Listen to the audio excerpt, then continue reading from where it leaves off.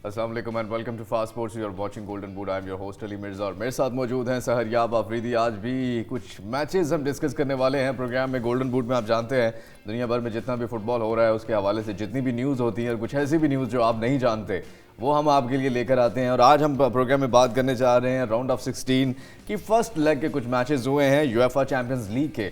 और बड़े ही क्या उसे कहें कि कुछ टीम ये कल हम काफ़ी डिस्कस कर रहे थे आफरीदी के ये मैच बड़ा क्रूशल है और उसमें भी वही हुआ जिसका डर था और वो क्या हुआ वो उसके बारे में बात करेंगे। और उसके बाद हमने एक पैकेज भी तैयार किया है। रियल मैड्रिड आप जानते हैं बड़ा ज़बरदस्त क्लब होता था, कहें आफरीदी या है अभी भी है अच्छा अभी भी है लेकिन उस तरह का नहीं रहा। उसके बारे में भी एक पैकेज हमने तैयार किया है और वो पैकेज है डेविड बैकहम के बारे में कि रियल मैड्रिड को इतनी क्यों ज़रूरत पड़ गई थी डेविड बैकहम को ख़रीदने की और फिर वो किन हालात में रियल मैड्रिड में आए, आसान था मुश्किल था, उसके बारे में बात करेंगे। और उसके साथ साथ आज कुछ ट्वीट्स और कुछ वीडियोस जो है वो भी हम आपके लिए प्रोग्राम में लेकर आए हैं। सबसे पहले प्रोग्राम में बात करते हैं आज का पहला मैच और पहला मैच हम डिस्कस करने वाले हैं PSG वर्सेस बायर्न म्यूनिख। और ये मैच बहुत ही क्रूशल, बहुत ही ज़बरदस्त। आफरीदी की प्रेडिक्शन थी 60-40 की और वो प्रेडिक्शन बिल्कुल सही साबित हुई है क्योंकि PSG ये मैच हार गया है और फर्स्ट लेग अपनी हार गया है। बायर्न म्यूनिख बहुत ही शानदार खेल रही थी और उन्होंने इस मैच में भी शानदार खेलते हुए 1-0 से ये मैच अपने नाम किया है। कोई गोल स्कोर नहीं कर सकी PSG। आइए स्टैट्स पे एक नज़र डालते हैं क्या सूरत हाल थी स्टैट्स की इस मैच में। आपकी स्क्रीन पे हैं स्टैट्स। 9 शॉट्स थे PSG के पास जबकि 18 थे बायर्न म्यूनिख के पास। शॉट्स ऑन टारगेट 7 थे बायर्न म्यूनिख के पास जबकि 4 थे PSG के पास और कन्वर्ट कोई भी नहीं कर पाए गोल। पोजेशन आप देख रहे हैं 46% था PSG के पास, 54% जो है वो बायर्न म्यूनिख के पास था। उसके साथ साथ पासेस भी आप देख रहे हैं, पास एक्यूरेसी भी देख रहे हैं, फाउल्स, येलो कार्ड्स और कॉर्नर्स 5-4 जो है वो दोनों टीम्स को मिले हैं। आफरीदी PSG का हम पहले से बात कर रहे थे, अब इस मैच में क्या परफॉर्मेंस थी, क्या लगता है आपको? मेसी भी खेल रहे थे या नहीं खेल रहे थे? थोड़ा सा ये प्लेयर्स के बारे में एक तो बताएं कि कौन कौन खेल रहा था और दूसरा जो आपकी प्रेडिक्शन थी वो भी बिल्कुल ठीक साबित हुई, तो क्यों उन गलतियों से नहीं सीखा PSG ने? एक्चुअली में टीम तो सब प्लेयर्स के लिए मेसी और नेमार ने स्टार्ट किया था। एम्बापे तो नहीं थे, एम्बापे बेंच पे थे और उनको खिलाना मुझे लगता है एम्बापे ने खुद भी कहा है कि गलती थी, उनको नहीं खेलना चाहिए था इस मैच में, वो फिट नहीं थे, फुली फिट। अच्छा खेले और हैं वैसे, मतलब डेस्परेशन में उन्होंने सेकंड हाफ में उनको खिलाया, कोई फ़र्क नहीं पड़ा। वैसे तो फ़र्क तो पड़ गया था उनके आने से लेकिन रिज़ल्ट पे कोई फ़र्क नहीं पड़ा, तो उस वजह से एम्बापे ने खुद भी एडमिट किया कि उनको नहीं खेलना चाहिए था। और मुझे पर्सनली भी लगता है कि फ़र्स्ट लेग में अगर इस तरह का स्कोर लाइन जो था 1-0 मैच से पहले अगर आप PSG को कहते जिस तरह वो स्ट्रगल कर रही है तो शायद वो खुशी खुशी से ले ली थी क्योंकि बायर्न म्यूनिख को एक स्ट्रॉन्गर टीम थी। वो अलग बात है कि होम ग्राउंड पे मतलब 0-0 ड्रॉ इनके लिए बेहतर होता लेकिन फिर भी एक स्मॉल मार्जिन से हारना भी अभी करंट पोजीशन की और परफॉर्मेंस की अगर बात की जाए तो वो एक मतलब फेवरेबल रिज़ल्ट था। मुझे तो पर्सनली लगता था कि इस मैच में काफ़ी एक ह्यूमिलिएटिंग रिज़ल्ट होगा।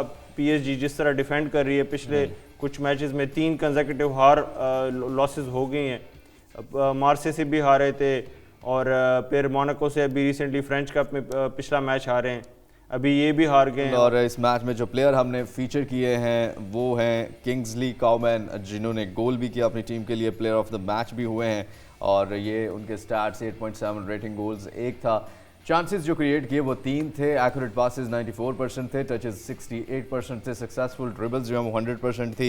आफरीदी कितनी इंपॉर्टेंट है इनकी परफॉर्मेंस इस मैच को देखते हुए अब नेक्स्ट मैच के लिए?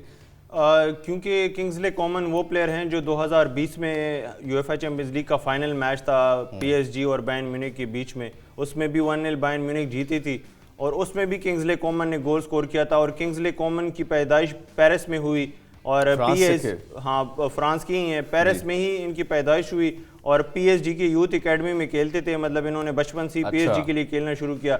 फिर जाके उनको क्योंकि टाइम नहीं मिलता था, उसको इतनी मैच में रेगुलर जगह नहीं मिलती थी तो यूवेंटस चले गए। यूवेंटस में 1 साल गुजारने के बाद वो फिर बायर्न म्यूनिख चले गए और अभी तक बायर्न म्यूनिख में खेल रहे हैं और वापस से उन्होंने अपनी जो मतलब अपने शहर को वापस से उन्होंने दचका दिया है।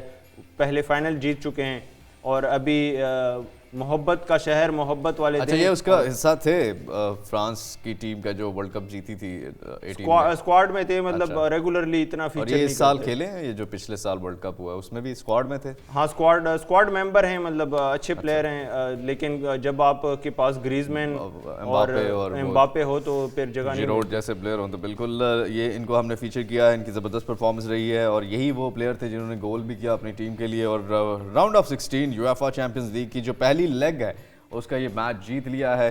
बायर्न म्यूनिख ने पीएसजी को बिल्कुल आउट क्लास कर दिया है। अब नेक्स्ट मैच जिसकी बात करने जा रहे हैं वो भी यूएफए चैंपियंस लीग का मैच है और ये भी राउंड ऑफ 16 की पहली लेग, जिसका match AC Milan versus Tottenham के दरमियान।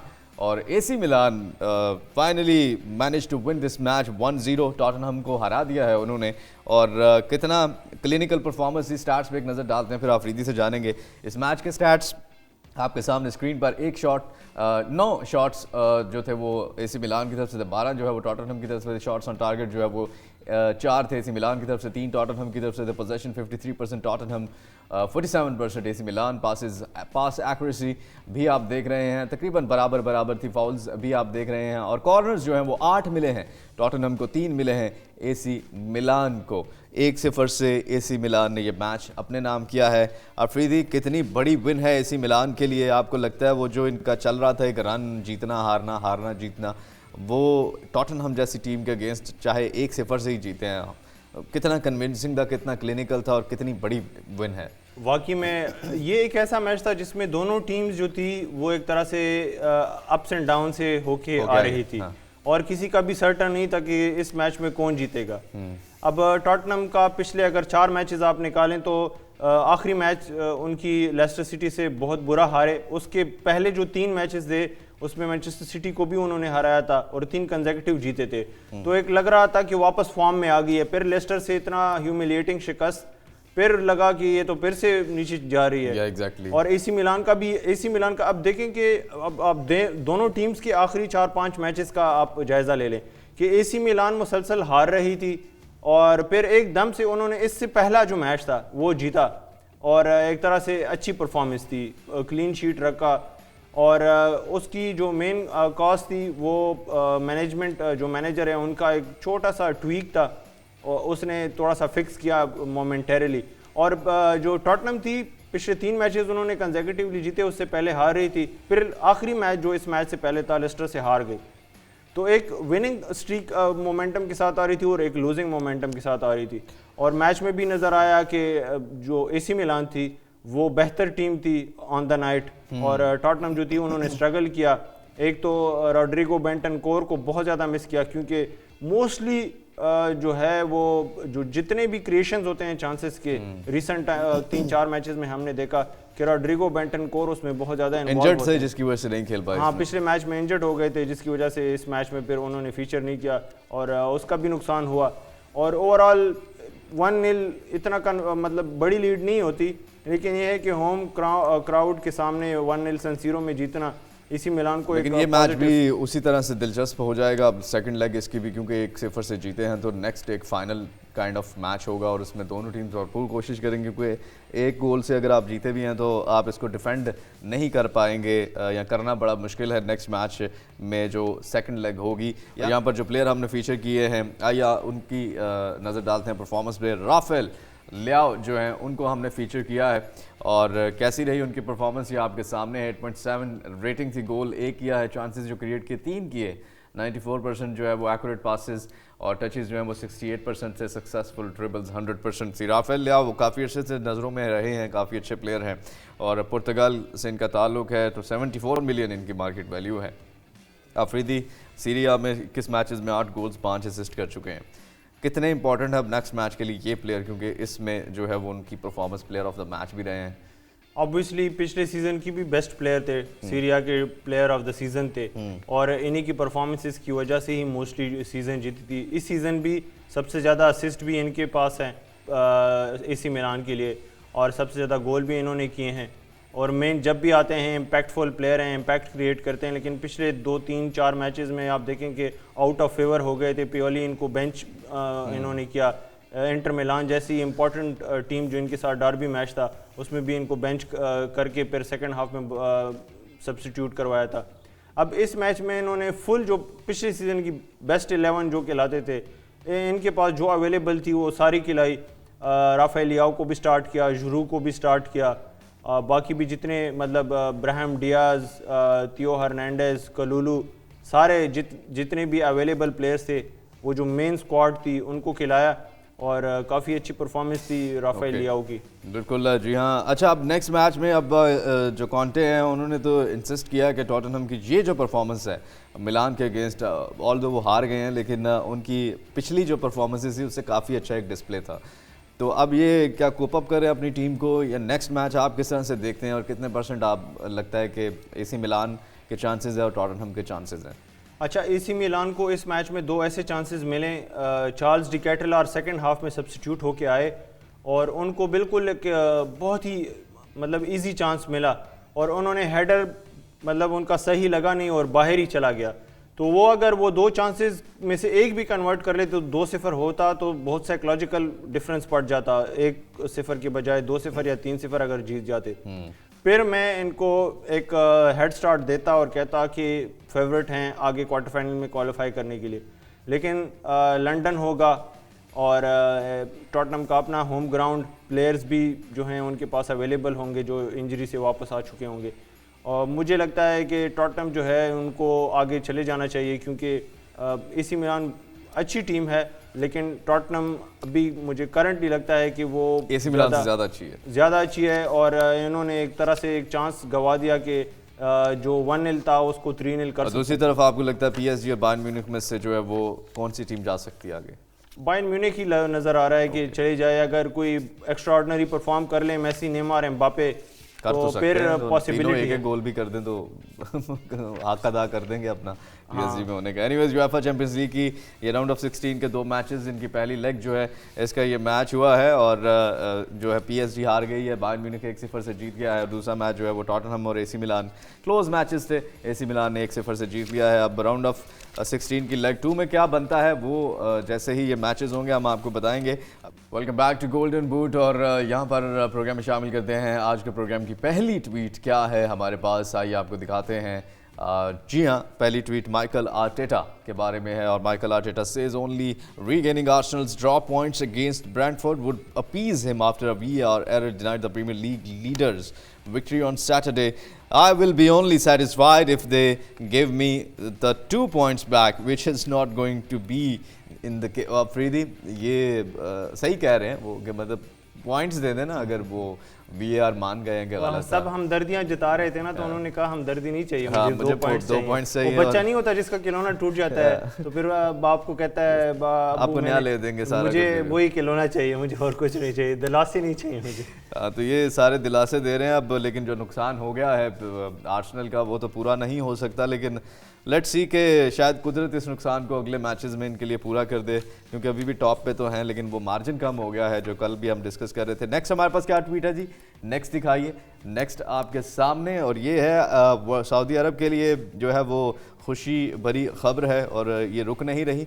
After a World Cup to remember for Al Hilal having reached the final, the tournament is now coming to them 12-22 December 2023. The FIFA Club World Cup heads to Saudi Arabia for the first time. कितनी बड़ी news है अफरीदी? वो football का project जो है आप देख रहे हैं कि आहिस्ता आहिस्ता चीज़ें उनके फेवर में जा रही हैं और जिस तरह उन्होंने प्लान किया हुआ था सारी चीज़ें उसी तरह हो रही। इसीलिए तो उन्होंने कतर को एंड में आके सपोर्ट करना शुरू किया कि जो नेक्स्ट 2030 वाला है वो फिर आप हमें सपोर्ट करें और हमारी तरफ चीज़ें आएँ। तो उम्मीद है कि 2000 पहली बार मिला है उन्हें ये जो फीफा क्लब वर्ल्ड कप है। मतलब अभी इनकी टीम भी फाइनल में रियल मैड्रिड से हार गई, लेकिन फाइनल में पहुंचना बहुत बड़ी बात है इनके लिए। फाइनल में पहुंची और नेक्स्ट जो है वो इनके ही मुल्क में होगा। Let's see. और एक चले माइलस्टोन तो अचीव कर लिया सऊदी अरेबिया ने और नेक्स्ट उनकी नज़रें हैं वर्ल्ड कप के ऊपर जो नेक्स्ट होगा कि वो किसी तरीके से सऊदी अरेबिया में, और ये अगर हो जाता है तो फिर गल्फ़ कंट्रीज़ में, क्योंकि ये यके बाद दीगरे जो है वो दूसरा जो है वो गल्फ़ कंट्रीज़ में हो जाएगा, तो बहुत एक बड़ी जो है वो अचीवमेंट होगी ये गल्फ़ कंट्रीज़ के लिए। नेक्स्ट अभी हमारे पास कौन सी ट्वीट है, आइए एक नज़र डालते हैं उस पर। और ये आपके सामने है, FIFA have confirmed that the United state, Mexico and Canada have automatically qualified for the 2026 FIFA world cup. Afridi, ये तीनों ममालिक जो हैं क्वालिफाई के बगैर ही इन्होंने कर लिया है क्वालिफाई यानी खेले बगैर ही क्वालिफाई कर लिया है। इसकी क्या रीज़न है? तीनों में चूंकि वर्ल्ड कप हो रहा है इसलिए हाँ, ये क्योंकि कोई कंडीशन होती है वर्ल्ड कप फीफा की? हाँ, जो होस्ट नेशन होती है उनको ऑटोमेटिक क्वालिफिकेशन मिलती है वर्ल्ड कप में, लेकिन क्योंकि 2026 का जो वर्ल्ड कप है वो 3 कंट्रीज़ के बीच में खेला जाएगा, मतलब 3 कंट्रीज़ में मुनक्किद किया जाएगा। और इस वर्ल्ड कप की खास बात यह कि इसमें 32 टीम से बढ़ा के 48 टीम्स तो हैं। ये पहले भी हो चुका है या फर्स्ट टाइम हो रही है? होस्ट तो पहली बार, मतलब होस्ट नेशन जो होती है उनको क्वालिफिकेशन की जरूरत नहीं पड़ती, ऑटोमेटिक होता है। ये लेकिन रूल पहले से है? पहले से है, लेकिन कभी इस तरह नहीं हुआ था कि तीन अच्छा। कंट्रीज में इकट्ठे ही मुनक्किद हो वर्ल्ड कप और तीनों को ही आप टिकट दे दें कि बस आपको क्वालिफिकेशन की जरूरत नहीं है। बिल्कुल जी हाँ, यहाँ पे चले तीनों के लिए अच्छा हो गया, वहाँ पे हो रहा है और तीनों जो है वो तो वैसे तीनों ने अभी जो 2022 कतर में वर्ल्ड कप हुआ था तो उसमें भी क्वालिफाई किया था। कनाडा के, मैक्सिको और यूएसए तो क्वालिफाई करती हैं, लेकिन कनाडा के लिए था कि वो ऑलरेडी एक बार कर चुके हैं, तो आप ये नहीं कह सकते कि उनको मुफ्त में, जैसे कतर को मुफ्त में टिकट मिल गया था, मतलब अगर क्वालिफिकेशन पे आती तो बात तो शायद कतर क्वालिफाई ना कर पाती। बिल्कुल जी हाँ, लेकिन यहाँ पे तीनों का जो है वो फिर आप ये भी कह सकते हैं कि मिलना ना मिलना एक बराबर ही है, क्योंकि 2 टीम्स तो पहले से क्वालिफाई हमेशा करती आई हैं, सिर्फ कनाडा को थोड़ा सा एज मिलेगा इसमें। एनीवेज नेक्स्ट हमारे पास क्या है, आइए आपको वो दिखाते हैं। और ये वीडियो है, आप देख रहे हैं अफरीदी, ये क्या है वीडियो, आप बताएं मुझे। एक्चुअली में आप इंतज़ार करें, जो गोल स्कोरर है वो नहीं कर रहा जो चीज़ करने वाली थी, और वो कहते हैं ना बेगानी शादी में अब्दुल्ला दीवाना। जी हाँ, गोल स्कोरर देखें आप, गोल करने के बाद चला गया और फिर एक और प्लेयर आए हैं, वो गोलकीपर को एक वो टॉन्ट कर रहे हैं उनको। वो ये इनकी भी एमी मार्टिनेज जो अर्जेंटीना के गोलकीपर हैं उनकी जैसे हरकत हैं ये जो कर रहा है। आई थिंक करीब ही था कि उनको मार पड़ने वाली थी, वो गोलकीपर बिल्कुल सर पे आगे थे और वो मारने वाले थे। और कुछ लोग ऐसे होते भी हैं कि जो वो गोल करने वाले गोल करके चले गए, गोलकीपर को एहसास हो गया कि गोल हो गया है, और फिर एक और भाई साहब, ऐसे लोग वैसे फैमिलीज में भी होते हैं, रिलेटिव्स में भी मोस्टली होते हैं ऑलमोस्ट। मैंने तो जितना भी देखा है हमेशा कोई ना कोई एक ऐसा नमूना होता है जो कि जानबूझ के लड़ाई का बहाना बनता है और लड़ाई करवाने का वो एक जरिया बनता है, और मोस्टली फिर वो जब लड़ाई शुरू हो जाती है तो निकल भी साइड पे हो जाते हैं। एग्जैक्टली। एनीवेज ये कुछ वीडियोस, कुछ ट्वीट्स और कुछ पैकेजेस से जो प्रोग्राम में आज शामिल किए हैं, इंशाल्लाह आपसे दोबारा मुलाकात होगी गोल्डन बूट में, जो कि मंडे टू फ्राइडे आप फास्ट स्पोर्ट्स पे देखते हैं। और fastsports.tv हमारी वेबसाइट है जिस पर आप पूरी दुनिया में हमारी लाइव नशियात देख सकते हैं। आप लोग कहीं मत जाइए, आप फास्ट स्पोर्ट्स देखते रहिए। लेकिन आज के प्रोग्राम से अपने मेज़बान अली मिर्ज़ा और सहर याब आफरीदी को इजाज़त दीजिए। अल्लाह हाफिज़।